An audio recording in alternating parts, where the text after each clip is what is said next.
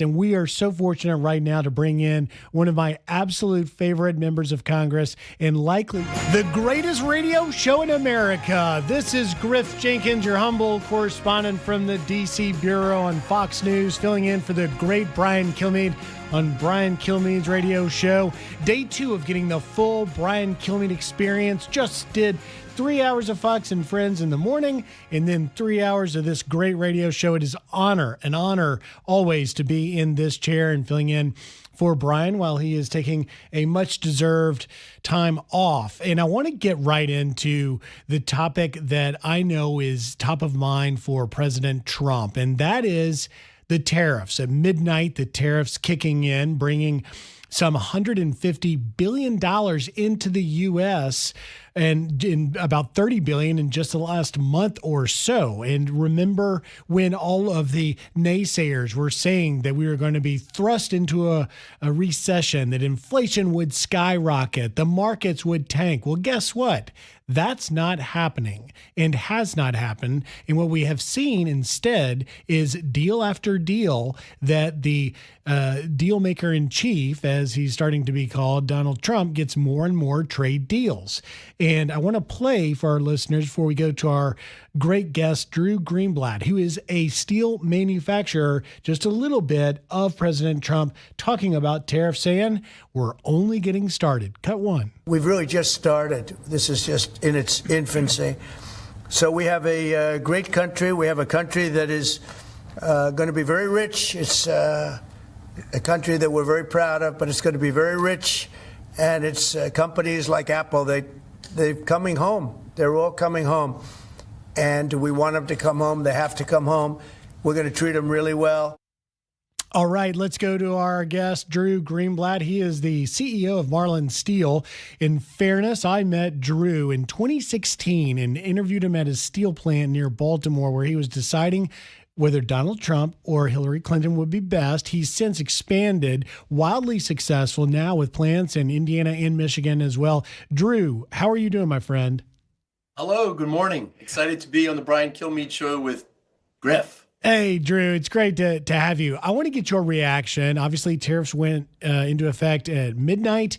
How is it impacting you as a actual American steel manufacturer?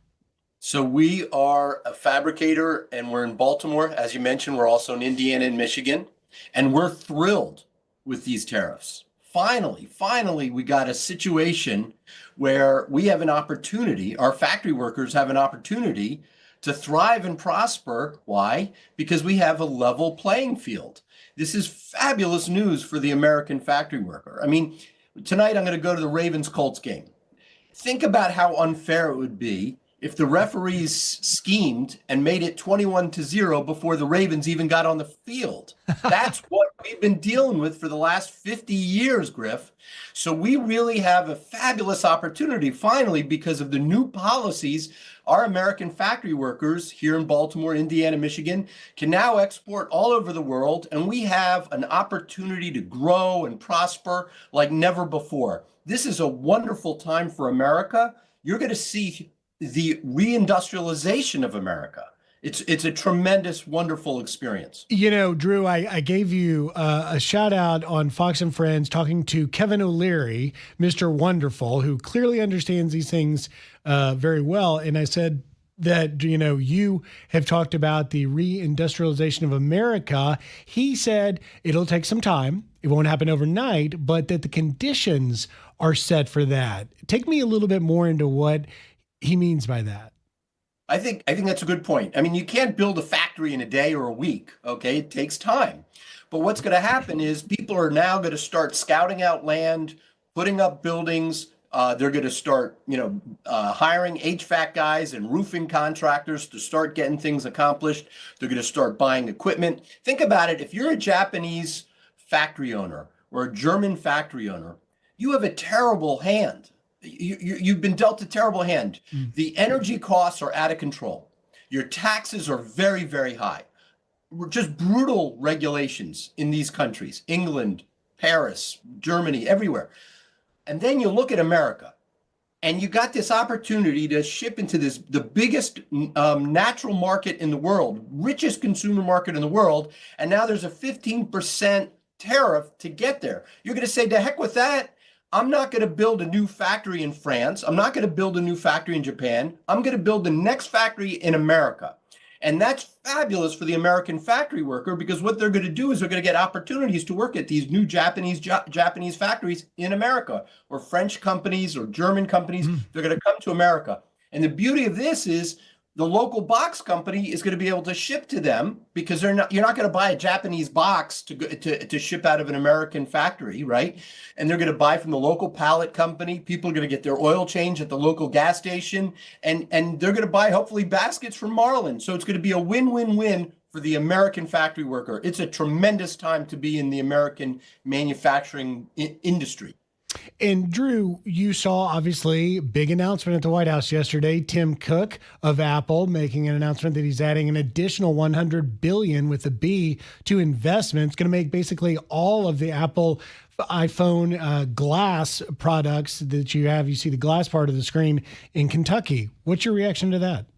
This is fabulous, and this is dovetails with exactly what I'm saying. I mean, Tim Cook's a crazy smart guy, and he said to himself, it makes financial sense not to build this in China.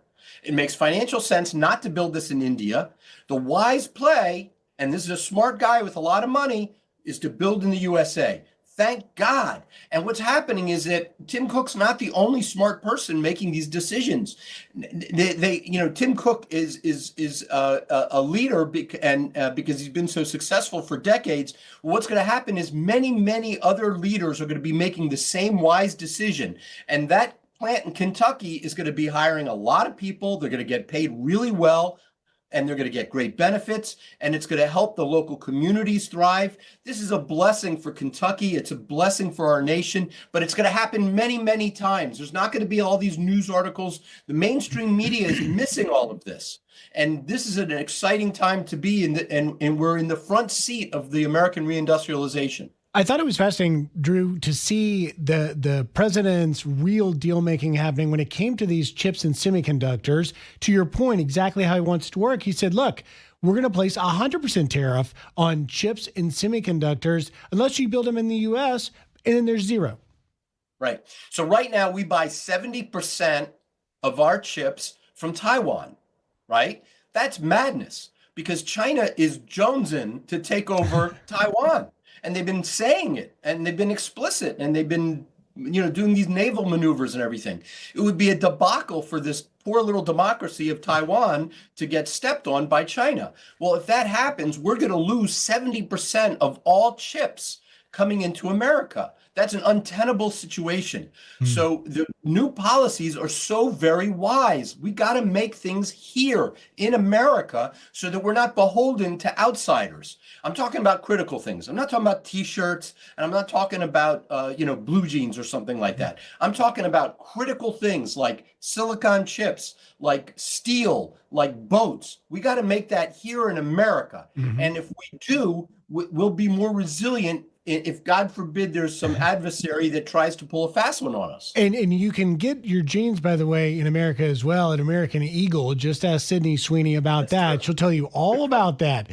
But I digress. Just in the minute I got left with you, Drew, I know you have called this the reindustrialization of America, which I think is so spot on and so poignant. People can understand that. But what else do you believe will be the legacy of President Trump on American business and manufacturing? Well, I think it's a multi-pronged approach. The energy is going to get cheaper because we're going to be opening up and using more of our precious resources that have been put out to pasture. Well, now we'll be able to exploit them. So energy prices will come down, which is a great thing. We're going to have more nuclear, which is also very cheap and no carbon. There's other positives. There's going to be less regulations. Foolish regulations that tied up business people are going to melt away. We're also going to see much better tax policy. Again, we want those Japanese and German factory owners to say, to heck with building in our countries. The right and wise decision is to build here. Right and here. It's a collection of all these wonderful policy shifts. They're going to cause this huge opportunity for the factory workers. They're going to get so many opportunities. The wages will raise, and there's going to be a lot of career certainty, a lot of comfort to be in the manufacturing profession moving forward. It's going to be something to witness. Drew Greenblatt, the CEO of Marlin Steel, and in full disclosure, a friend who I think really understands what's happening out there because he's on the front lines. Drew, thank you very much. Thank you. Appreciate it.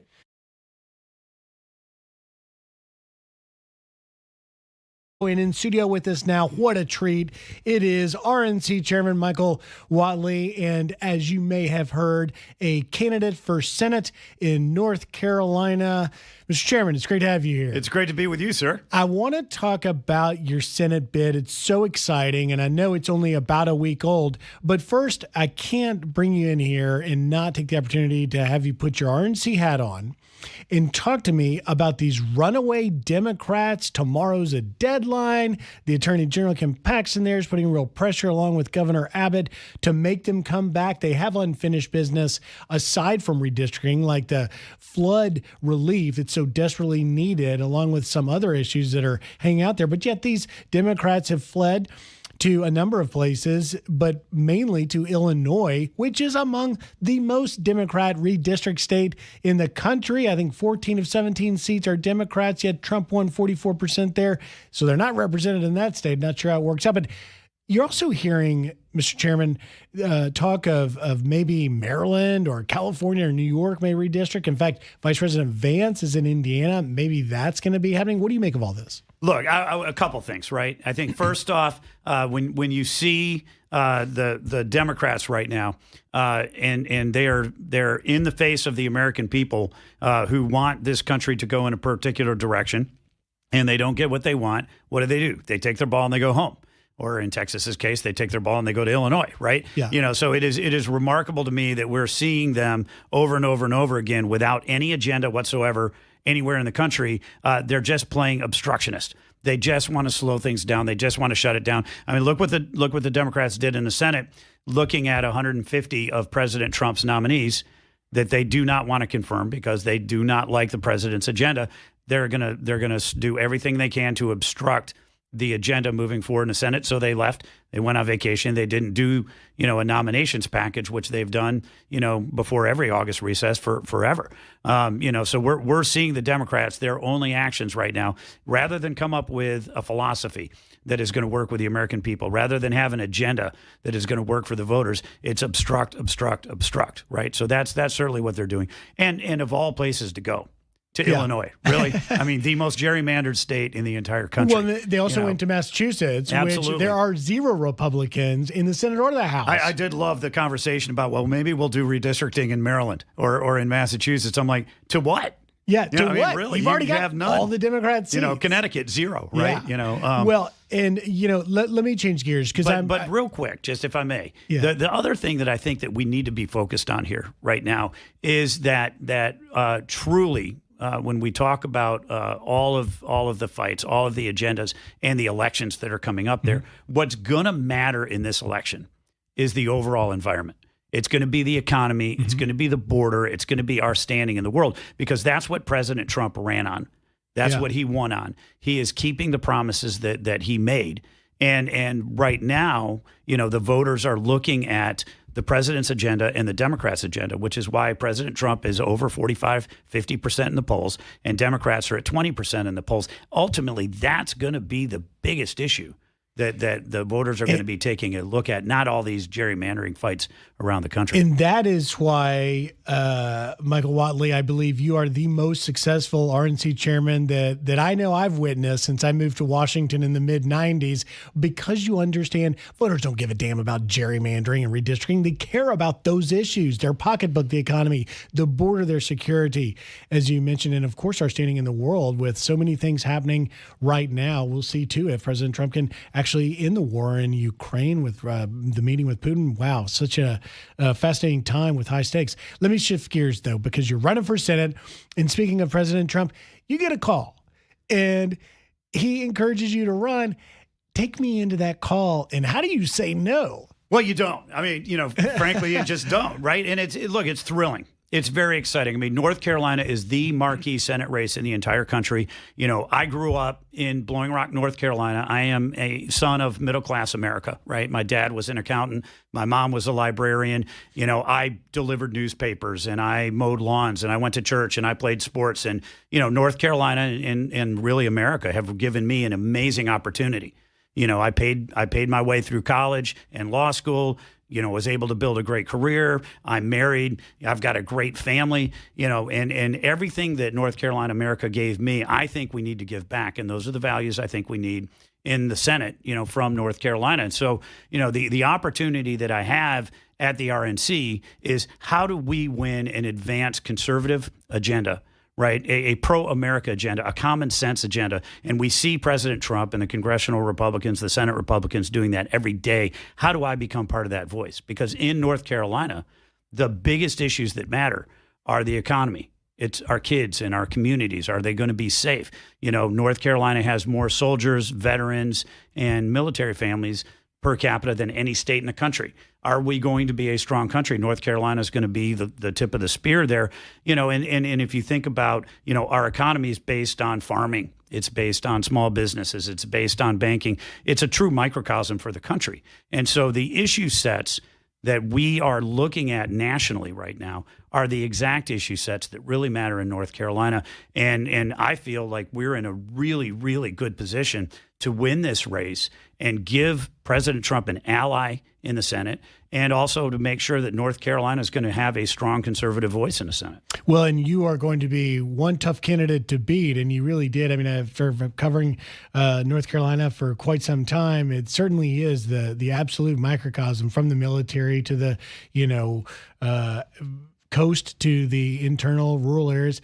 Let me ask you this. Should you win, what do you want to do when you get to Washington? Well, I want to fight every day for every family and every community across North Carolina. And the issue sets that North Carolina is going to be dealing with are very familiar, right? I mean, we need a stronger economy. We need to make sure that our kids and our communities are going to be very, very safe. And I really do think that the military presence is going to be very important for us. But I want to be that voice, right? I grew up in rural North Carolina, and I think that really, and I live right outside of Charlotte now, so when I was the state party chair, I would do all 100 counties every year. And it's 65,000 miles in my truck, but it is a great state and it needs a voice in the We Senate. got to leave it there. RNC Chairman Michael Whatley, thank you for taking time, and I want you to promise you'll come back on that campaign trail on the Brian Kilmeade Show. Absolutely, guarantee it. Thanks, sir.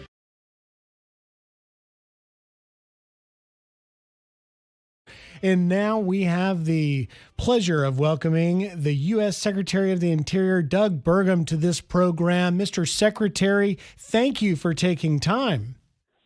Well, Griff, great to be with you, and thank you for filling in for Brian. You've got a storied history in news reporting, and it's fun to be with a pro like you on the radio this morning. Oh, you were so kind. You were so kind, Mr. Secretary. And I've told the listeners I've started in radio in the 90s and in the early 2000s and worked for great folks like Lieutenant Colonel Ollie North and the late, great Tony Snow, that was George W. Bush's press secretary when he had a radio show on Fox. And it's just a real treat. And also, to be able now to have not only a front row seat to history, but to make history with people like you, the former North Dakota governor, but now the Interior Secretary, because as we look at 200 days of President Trump's administration, you have taken very significant historic action at the Department of Interior, much of which many thought might not even be possible. Walk me through some of the accomplishments.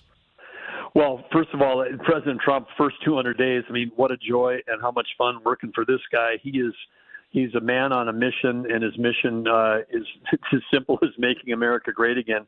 Promises made, promises delivered. But the ones at the Department of the Interior that we get to work on, of course, are starting with energy, which is the U.S. largest energy producer in the world. But we've been strapped by the last 4 years, the Biden administration trying to choke out this industry. And and cut back on reliable, affordable energy, because energy is a component of everything we eat, the car you drive, the food on your table, the clothes on your back. It's a component. President Trump said he would break the back of the record inflation, the highest we'd had in 40 years, and here we are 200 days in, and we're already back to 2% inflation and likely, heading lower than that. So it's just amazing what he's gotten done, and he said he was going to bring peace to the world. He's ending wars, and part of the reason he's ending wars is because of Americans' energy dominance, where he understands that we should be selling energy to our friends and allies, both in the Pacific and Europe, so that they're not buying it or dependent on our adversaries. And so it's just the execution has been crisp and fast, and he's again with the one big beautiful bill, which has got something in there for like every American, whether if you're working on for a wage hour and you're getting no tax on tips, if you're on Social Security and you got no tax on Social Security, and the deregulation that is happening across all these cabinet agencies is taking literally trillions with a T of cost out of the economy for private sector people. So if you've got lower taxes, lower regulation, winning trade deals every day, ending wars, this is a formula for, as President Trump says, the golden age of abundance. America's headed in towards a boom time with the policies that he's fighting to put in place at record speed. Mr. Secretary, it's so fascinating because I know I've heard you say before that you at the Interior Department are taking really this, quote, common sense approach to energy policy. And as President Trump has pointed out, energy policy, at the end of the day, that's the big one. That one really matters, certainly on the global stage. But I do, when the producer said, hey, we might have an opportunity to interview Secretary Burgum, would you like to? I said, oh my gosh, I'd love to. And they said, why? I said, because when I was covering President Trump's trip over to sign that EU deal in Scotland, he on several occasions expressed his total disdain for windmills. He really doesn't like those windmills. Did you have any idea before you took the job that he had, such disdain for windmills? And more seriously, there's actually steps that you have taken at Interior to roll back some of the previous administration's wind efforts. Well, yes, that was not a secret about how President Trump felt about windmills, but part of it is the not just the look. And particularly offshore wind, which again, even in New Jersey, 80% of people in New Jersey that live on the coast are opposed to offshore wind. People don't like all of the things that come with it, whether it's the disruption of fisheries, dead whales on the beach, killing of waterfowl, and migratory birds. There's a lot of things to not like, but President Trump is a curious person. He asks questions, and he's talking to energy executives, when he was campaigning this time around, and they privately told him we wouldn't be doing any of this stuff if it weren't for the tax subsidies. And he's like, why would Americans be paying for intermittent, unreliable, and therefore expensive? It is a big lie that wind is cheap, because wind wouldn't exist without taxpayer subsidies. And then they want to put the wind towers in places that are very expensive to build, like offshore, or very distant from where the power is needed, like in a state like my home state, where there's, wind farms were built, which are really not harvesting wind, they're harvesting tax subsidies. But then the taxpayer is also on the hook, because now you've got to build transmission lines to get that power from these remote places to where the load is needed. And in the report that we just put out last week from Interior, because one of the actions we took last week was stopping this massive Lava Ridge project in Idaho, an onshore project that was going to occupy over 54,000 acres. 1 acre of land for a natural gas plant or a nuclear plant can produce versus the 54,000, for a wind farm or an offshore, where Biden had pre-approved 3.5 million acres of offshore on the northeast coast of America. These things are so land inefficient, and part of the job of the Interior, part of the law that I'm supposed to follow, that I will follow as the secretary, is to multiple use doctrine. What is the best and highest use for the land? And if we can generate reliable, affordable, cheaper electricity on 1 acre versus 4,000 to 5,000 acres needed to get the equivalent amount of wind, it's just not. It's not good for wildlife. It's not good for the environment. It's not good for birds and mammals. Not good for ranchers. Not good for timber production. All the other things that we should be doing on these national assets called the lands, not our national parks, but the national lands that were put away for the benefit and the use of the American people. You know, it's interesting. You mentioned the Lava Ridge Wind Project, Mr. Secretary, because, you know, as you point out, rightfully so, that was this enormous, unpopular 1,000 megawatt wind facility in southern Idaho. But we also learned that it was snuck in at the very final days of Biden's term. It was a very late thing. And now, as we watch on Capitol Hill, the AutoPin investigation, you wonder whether or not it was, the Green New Deal folks inside the White House under the previous administration that were really driving this, and whether that Biden even was aware, fully cognizant of making a decision like that you're now left to basically play cleanup on aisle 5. Yeah, well, absolutely, Griff. And this is very disturbing because, again, in terms of, following the law would say that if we're going to do a project on federal land, we've got to do consultation. And if you check in with anybody in Idaho, whether it's local ranchers, local communities, whether it's the state legislature, the congressional delegation, the governor, they all were writing letters, 100% writing letters in opposition to a project that was going to have hundreds of towers, each as tall as the Space Needle, shipping power on an expensive taxpayer-subsidized transmission line from Idaho to California. So the locals don't want it. Idaho didn't need the power, and everyone's opposed. But somehow the federal government under Biden gets it greenlit and approved in record time at the tail end of his administration, and ignoring the actual rules and regulations that say that you want to have consultation. Even on federal land, you want to consult with the people that live there before you start building stuff, and this was clearly ignored in this case. Yeah, and Mr. Secretary, ignoring also the will of the people that actually live there and the voters and the constituents. Hey, let me ask you to look forward a little bit, if I can. Obviously, you ticked off a litany of things that you say President Trump's on a mission, and by all accounts, anyone observing this, it's certainly a mission. It's a bold and aggressive mission that he's on, and the accomplishments of just 200 days. Take me into the next 200 days. Where do you see things going? What goals and what sort of projects, accomplishments are you seeking to accomplish there at Interior? Well, I think there was a couple of things, because in addition to Interior, President Trump asked me to chair the National Energy Dominance Council. And when we took a look at and this is a group that includes cabinet leaders, about 60% of the cabinet is on that group. So, Vice Chair Chris Wright, Lee Zeldin playing a key role, our trade team playing a key role. When I look ahead and you take a look at the trade deals that are being put together, which were in all cases leave us in a better spot than where we refer with countries whose markets were closed and ours were open to them. Now they're opening theirs up. But the core of almost all those deals is two things: investment by those countries into the United States, reshoring manufacturing, and also purchases of energy from the United States by those countries.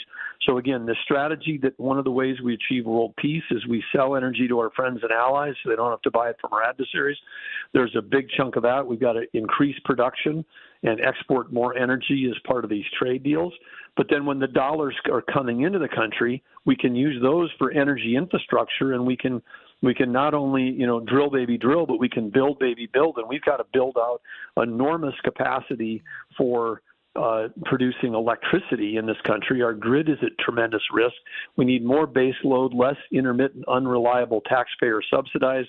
We need more base load, and that base load power can help us power the huge demand coming for artificial intelligence, the AI factories, where we take a kilowatt of electricity, we turn it into intelligence. A piece of electricity right now, a kilowatt, is worth more today than it ever has been in human history, because we've never been able to turn electricity into intelligence. And now we're able to do that. The demand for that capability is going to be cutting across every job, every industry, every company, hopefully across the government as well, because it'll help make the government more productive. But we've got to really get hustling, and that includes natural gas pipelines, power generation, more energy production, all those things. But the capital is going to be here. We're not short of money. The money's flowing into the country because of President Trump's negotiations and trade deals, and we're going to put that to work to build an energy powerhouse here.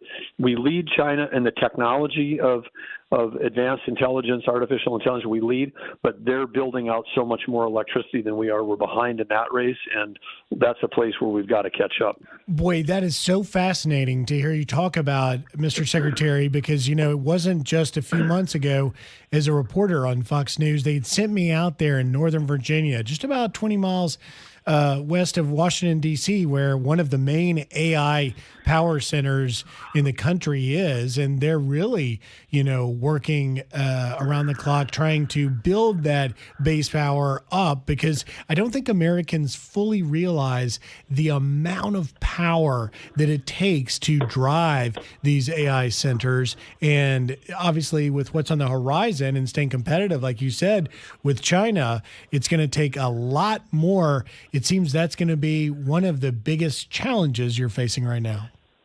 Well, it sure is. And President Trump, again, any source of electricity that is, reliable, persistent, and not heavily taxpayer subsidized like wind and solar, it is, we're for it. I mean, whether it's nuclear, geothermal, hydro, natural gas, traditional sources like, beautiful clean coal. And I say that because coal in America is, if you've got a coal plant running in America, it's clean. I mean, it's survived an onslaught of 20 years of regulations, and we've got enormous resources there, and we can take everything out of it that people want taken out of it, including, even the CO2 if you wanted to. I mean, we can clean up everything related to coal, and in that coal, there's metallurgical coal, which we need for steel, and there's also critical minerals in the coal, which we need because China's got us in a stranglehold where they've cornered the market on the top 20 critical and rare earth minerals, which we need for defense, technology,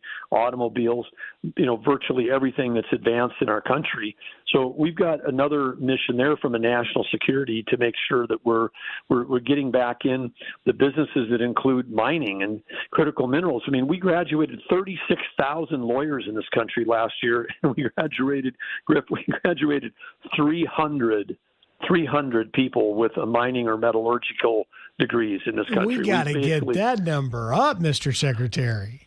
Yeah, no, I mean, if you're a kid right now and you want to have, you want to have career security, head into that field because, the United States for the first time, we just made an investment. The Department of Defense made an investment in a public company, MP, Mountain Pass. These guys have a critical minerals mine on the California-Nevada border.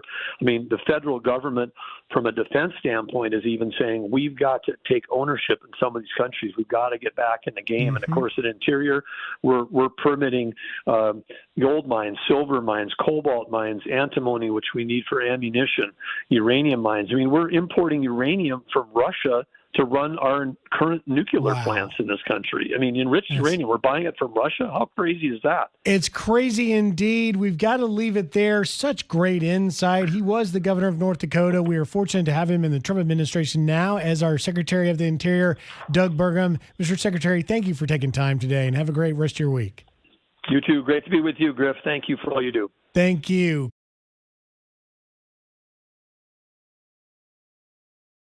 Giddy up, Griff Jenkins filling in for the great Brian Kilmeade on the Brian Kilmeade Show, and having the time of my life, and now having the opportunity to bring in a really good friend. And I am so fortunate to call her a friend because she is among, if not the smartest woman I know, certainly in Washington. And that is Molly Hemingway. She and I actually are going to be on Outnumbered. You can catch us there. She will say smarter things. I will say dumber things, but at least I'll have the honor of sitting on the couch next to her. Hey, Molly. Stop. It's great to be here with you. Well, no, I mean in every way. And all know Molly as a Fox News contributor because she does such a great job on the shows, but she's also the editor-in-chief of The Federalist. And her organization, The Federalist, has been the leader when it comes into finally uncovering the Russia hoax stuff, which, as we all now know, the recent history from DNI Gabbard releasing information that has led to referrals to the DOJ that has now led to a pretty significant subpoena being issued by House Oversight Committee Chairman James Comer that has subpoenaed former President Bill Clinton, former Secretary of State Hillary Clinton, and a long litany of past and attorney generals and high-ranking officials with some connection to exactly what happened in the Federalist. And Molly Hemingway have been on the tip of the spear with that.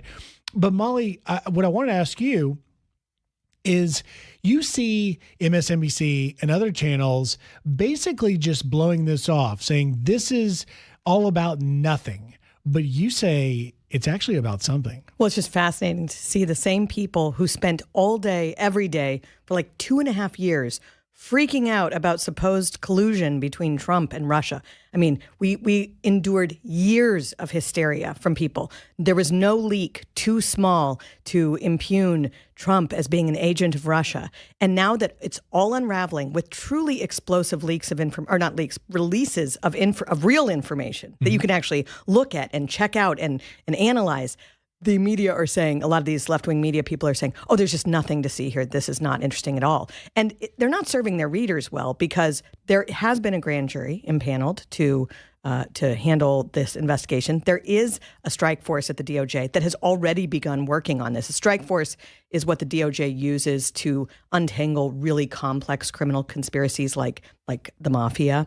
And so we also know, and we reported at the Federalist this week, that an unnamed U.S. attorney has been gathering documents, additional supporting documents for those criminal referrals they received for Obama's top spy chiefs, John Brennan, James Clapper, James Comey. And so this is moving, and pretending that it's not happening is not a way to serve your readers or viewers. Yeah, and I think, Molly, for our listeners and viewers that have sort of been following this, even on the surface, you start to see that particularly guys like John Brennan and James Comey could have some real problems, particularly based on just the information we're able to see with our own eyes and statements they've made, in some cases under oath. Well, this is, I would say in particular, it's interesting to think about John Brennan, the former CIA chief, because the documents that have been released and the whistleblowers that are coming forward are saying that good career bureaucrats in the intelligence agencies were screaming from the rooftops, you can't make this stuff up about Russia preferring Trump, when in fact the intelligence showed that Russia had no preference. They just wanted to mess with us. And also that Trump was colluding with Russia. You have good people screaming about it. They had their jobs threatened. They were told there was secret intelligence that they couldn't know about that John Brennan had. And because the conspiracy is ongoing, I mean, just in the last couple of weeks, you've had Brennan and Clapper and Comey saying that they're doing things to perpetuate that criminal conspiracy. And that is very bad news for them, because it means that the conspiracy is ongoing. And so if you're investigating these things, there's normally a 5-year statute of limitations. But they're continuing to perpetuate it, which means that we still aren't counting the clock on those 5 years. And so that makes them very legally vulnerable. Well, and, the defenders of the Brennans and Comeys of the world are saying that this is all about political retribution, and they're scrapping for anything to try and do this, and that there's really nothing, there's no there. But you say there's maybe something there. Yeah, so it's just absurd to say that, actually, and particularly after what the country endured under the Biden presidency, where you had literal raids of a former president's house and unfair lawsuits up and down the eastern seaboard. The reality is that what they did is extremely horrific. They tried to coup a duly elected president. They caused damaging relations on a global scale. The idea that nobody would be held accountable for knowingly suppressing the real intelligence and manufacturing fake intelligence, working with their handmaidens in the media, destroying the first Trump administration, destroying the lives and bankrupting people when they knew it was all a lie. They knew it was all a Clinton dirty op, and they knew there was nothing to it. The idea that you wouldn't hold people accountable is just, you don't really have a country if you don't hold people accountable for this level of criminality. And you do see in what has been released, and you know better than I, there's real connections with respect to Hillary Clinton, and in particular, one of her aides, basically showing that we can see that there was a narrative being created. Oh, yeah. So some of this we've known, but we now see the actual details of it. I do think it's interesting that Clinton came up with this plan very early in her campaign, deployed it.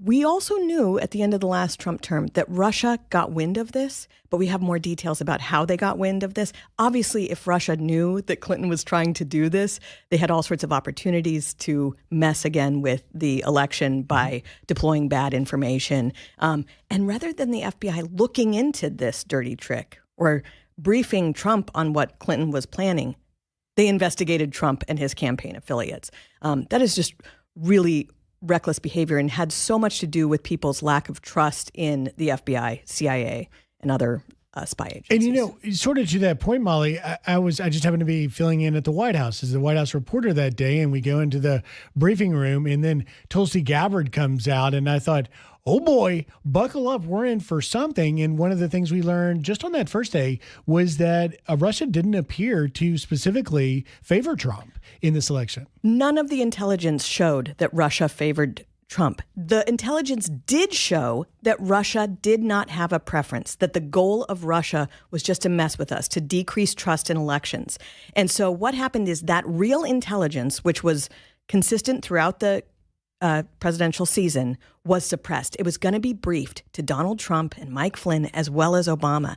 And they knew they couldn't run the whole hoax if the real information came out. So they suppressed the presidential daily brief. And then they came up with a plan to manufacture a fake intelligence assessment that said the opposite, that said that Russia preferred Trump. And they immediately, like the day they decided to do it, they immediately leaked to the Washington Post and the New York Times out and out lies claiming that the CIA had conclusively determined that Russia preferred Trump. You think about the Russia collusion hoax. A big part of it was that Trump colluded with Russia to steal the election. But you can't have him colluding to steal the election if Russia didn't prefer him. And so a big part of the lie was that they had to say Russia preferred Trump, even though the evidence never said that.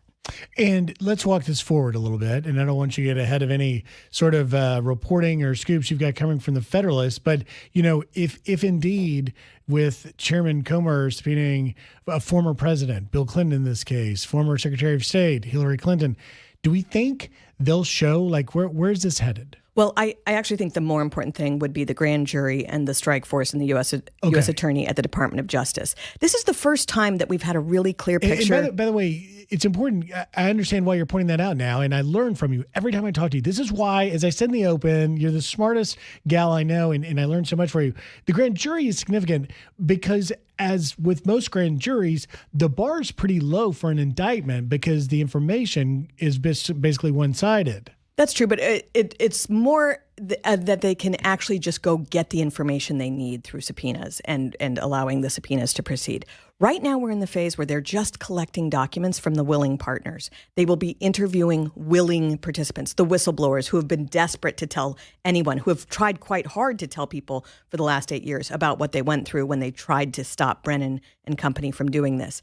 Then once they've got all the documents and people, then they'll start going after people who were part of the criminal conspiracy, seeing what they have to say, seeing if they can share information about higher level targets. This could take time. I mean, this is how a criminal investigation that's this complex goes. And so people should not be expecting indictments anytime soon, or even necessarily expecting indictments, because I don't know who this U.S. attorney is, but if he's a good one, he or she will be looking at the evidence before making a decision about whether to indict anyone. And so that could take some time.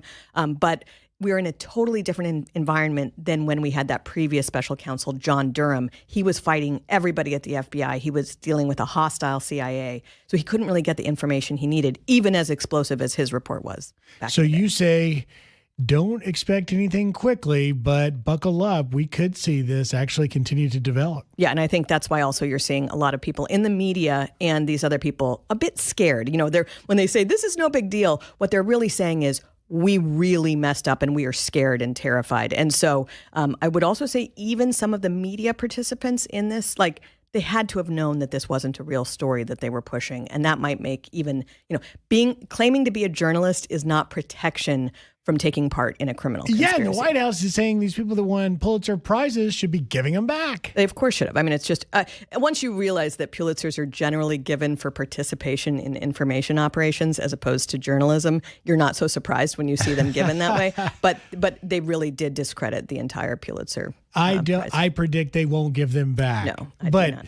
Listen, Molly Hemingway, continue to follow her on the Federalist and, of course, on Fox. You'll see the two of us on Outnumbered. Molly, it's great to have you here. I'll let you get ready, and I'll see you on Outnumbered soon enough. See you soon.